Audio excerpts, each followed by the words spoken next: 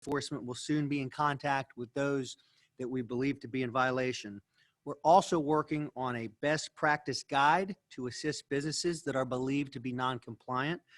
The order mandates that any employees who can perform their job duties from home should be allowed to do so. That said, not all job duties can be done from home. So continue to urge businesses and employees to work this out. And those that can work from home should be working from home. And those that can't should be in doing their jobs, practicing social distancing, washing their hands, covering if they have to cough or sneeze.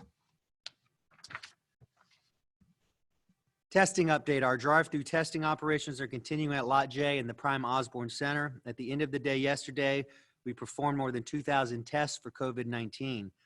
As those results come in over the next few days, we expect more positive cases in our area. There's a caveat to this data. This is not a representative sample of the population.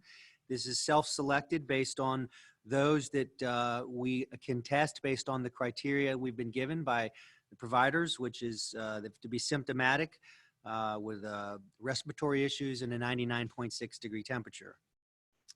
My team has been getting questions as to why there's a 250 cap limit at Lot J.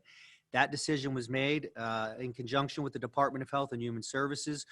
You'll recall this started out, you had to be 65 years or older was the initial requirement. We worked with our federal and state partners and asked them to allow any age to come, and they agreed to that. In doing that, the cap was put in place by them to conserve supplies and avoid overwhelming the labs evaluating the tests. People ask about the turnaround time on the testing results.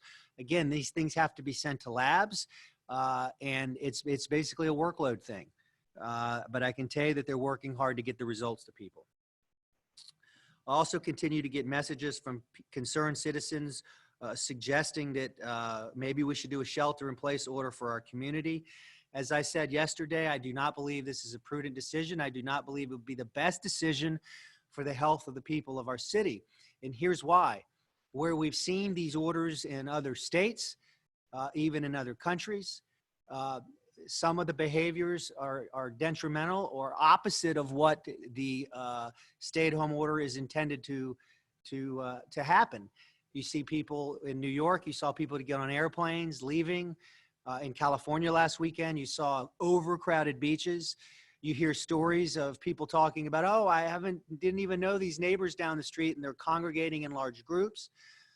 So what you're seeing is in these stay-at-home orders, in many cases, people that don't usually congregate are now interacting with each other. And that's how you spread this virus. You've also seen in other counties where they've implemented these orders, they've had to amend the orders because businesses have argued that they're essential. And in some cases, you'll look and you see basically all businesses are up and operating. So the order is simply something that makes people feel good, to makes them think they're feeling safer. What we're practicing in Jacksonville is saying, if you can work from home, work from home. That means you're in your house doing your job. You're not out interacting with people. You're not on the block partying and hanging out. You're not out in parks. If you can't do your job from home, you're at the office around the same population set of people you're usually around, and you're practicing social distancing, and you're practicing the efforts we've asked you to practice. This is the way forward based on what I've seen and others have seen that I believe will mitigate and stop the spread of this virus. These are unprecedented times. People have been thrust out of normal routines. People have lost their jobs. Businesses are closing. Businesses are struggling. And so I want to share with you some resources. My team has put together a list of resources on our city website to help you get the assistance that you may need. Citizens can visit www.coj.net/recovery resources. www.coj.net/recovery resources for information about financial recovery, mental health resources, and other helpful links that will really impact you and be helpful. These include information on small business express loans, bartender emergency assistance, disaster unemployment, and many more services available. Again, that website is www.coj.net/recovery resources. I also want to remind you about information we'll share next week about city-specific financial assistance for local small businesses. This is important not only for business owners, but also for employees and the workers of the city, of people that work here in Jacksonville. Again, stay tuned for more details on that we'll share next week, and we'll be working with our city council when we have this outline final, so we can work together and roll that out to business owners and workers. Before we close and go to questions, just want to take a moment to thank our first responders, our healthcare workers, our grocery store workers, our sanitation workers. I mean, there's a long list of people that are making, try to make things happen, serving our people in hospitals, making sure that the stuff that needs to happen, critical stuff that needs to happen in our city is happening, garbage pickup and critical infrastructure. So we're grateful for you. And if you see any of these folks, if you're at a grocery store, socially distant, give them a wave and thank them. With that, I believe it's 3 nights in a row now. A number of you have heeded my ask. I've asked people to call someone at 7 o'clock to listen to them, to share with them, and talk about anything but COVID-19. I made 3 calls last night, 1 to a friend and a mentor, 2 to some folks that I have. It's pretty special to connect with people that frankly, I just haven't picked up the phone in a while because life got too busy. So try it, and you'll make someone else feel better, and you might make yourself feel better as well. With that, we will take questions. Russell Coburn, Action News.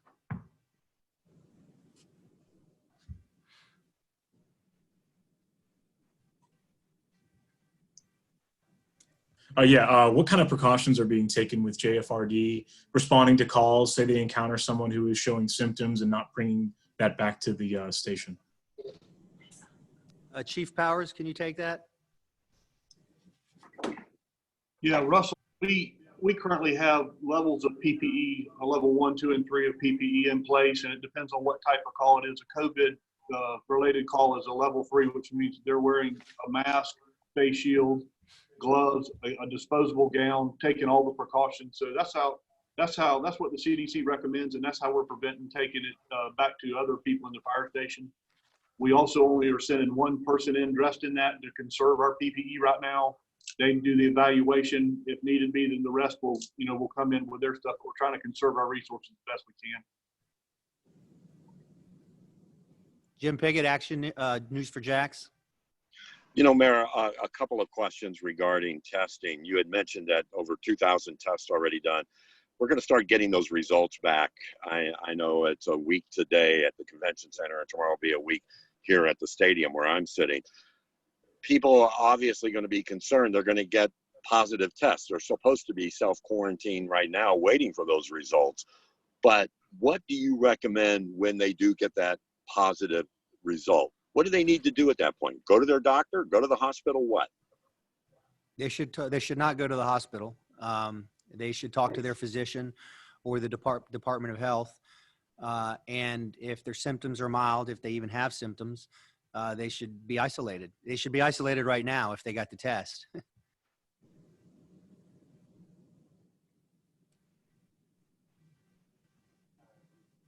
Lou Turner, First Coast News.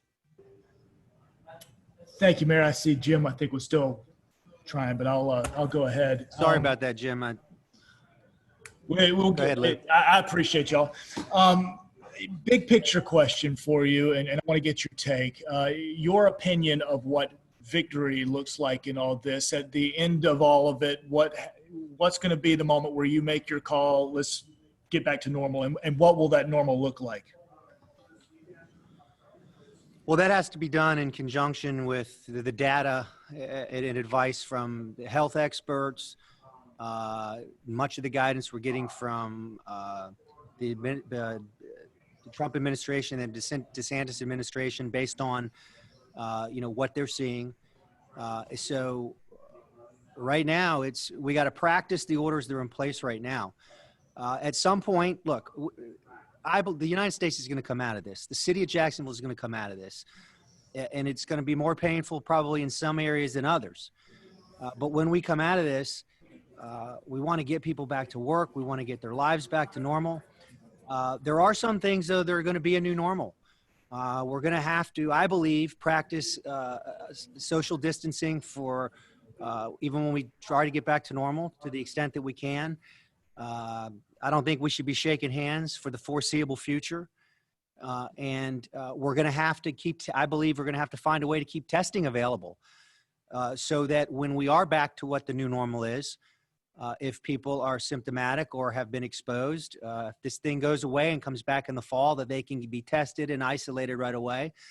We're going to have to find a way to make sure when we come out of this that we're ahead of it on making sure that the most vulnerable because of immune systems or because of age are protected.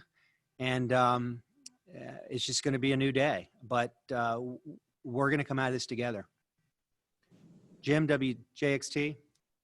Mayor, I was just going to follow up. When you said that the testing is not really a sample of what's here in Jacksonville. When you're saying that, are you thinking that we're going to see things be much worse? Or what's your thoughts on that? And also, have you given any more thought to what you're going to do for testing for those that can't come in a car? As far as is it going to get worse? I mean, we don't know the answer to that question, and that's why we're practicing the measures that we are now. That's why sporting events have been shut down around the country. That's why I have a work from home order. That's why the beaches are closed to flatten the curve and mitigate what may be out there. And you know, when you look around other countries and you look at some of the hot spots right now in the U.S., you're seeing the hospital numbers rise in what appear to be incredibly dense areas where there was a lot of travel in and out, and just a lot of close interaction on a regular basis. That doesn't mean I'm going to take a breath here and say, oh, we're going to be okay. We're monitoring all these things. As I said yesterday, we're not seeing a spike in admissions at COVID-19 patients. And I want to remind people that vast majority of people that get this will not need hospitalization. And the second part of your question was? Well, on that too, it's just well, you sort of answered. Oh yeah, about people without vehicles.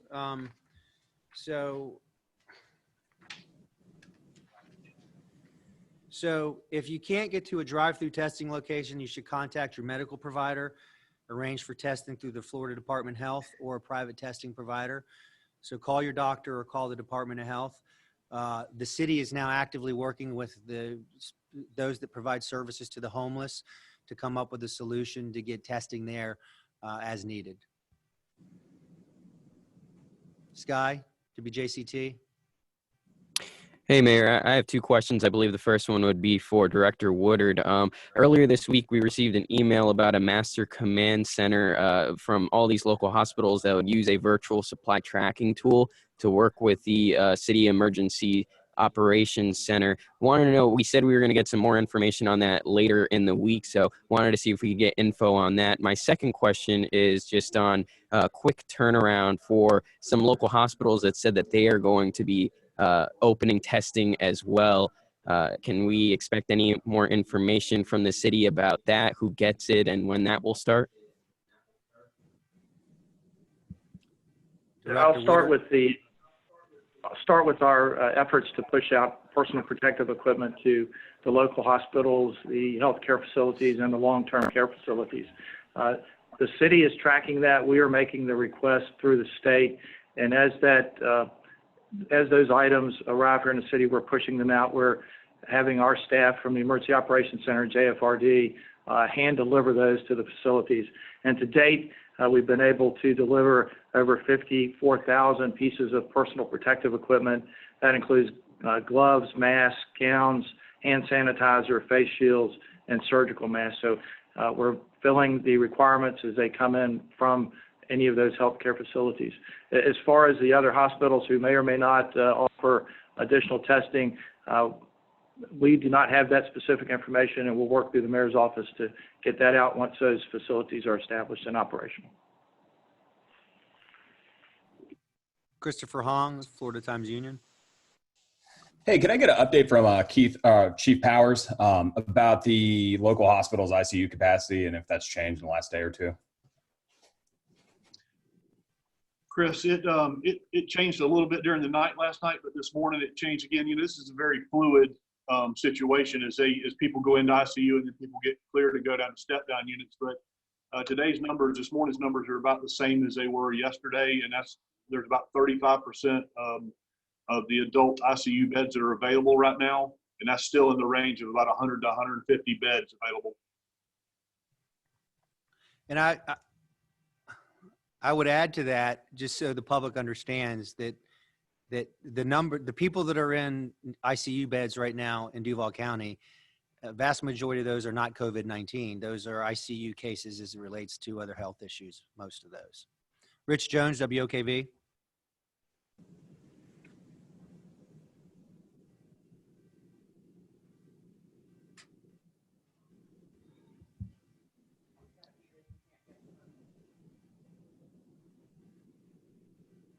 Rich, we can't hear you, so we'll come back to you. How about now? You got I me? think you're muted.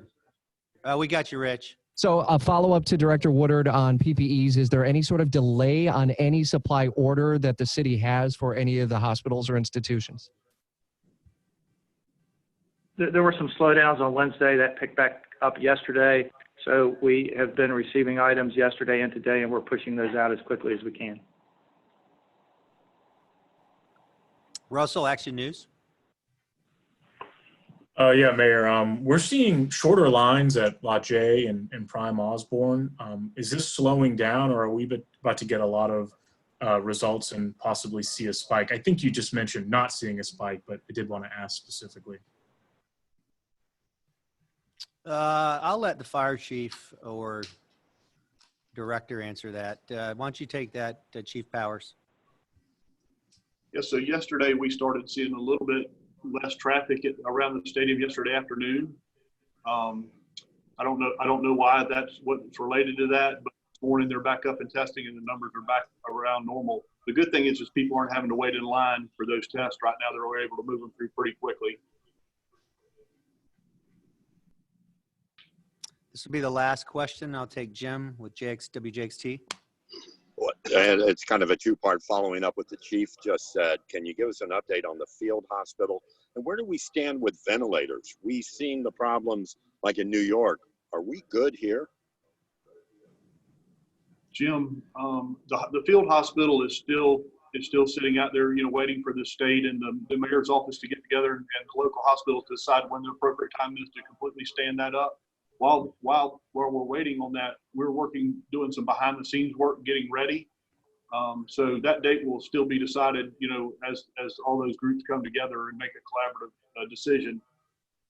The ventilator question, I really don't know where we stand locally because we're not dealing in ventilators. That's that's kind of the health department in the state of Florida that does that. All right, thank you. We will, if we have anything new, we'll update you this weekend. And again, we appreciate all of you getting this information out to your readers, to your listeners, to those that are viewing. And I'd remind people tonight, consider making a call at 7 o'clock to somebody maybe you haven't talked to in a while and just listen to them. The other thing I would say is, I'm going to go back to what I said a couple days ago. Try to get in a routine, get up, get dressed, have some things you're going to do that day. And also maybe find a little bit of time to distract yourself from COVID-19. I found myself just living this the last couple of weeks. And I took some time a couple of nights ago and watched a really old sporting event for about a half hour. Yesterday when I was in the car, when I got off the phone, when I pulled into the driveway, I actually sat there for about 5 minutes and listened to sports talk, which was just a nice change. So find something. Put on some classical music, put on some hip hop, whatever it is you do, just distract yourself. Thank you.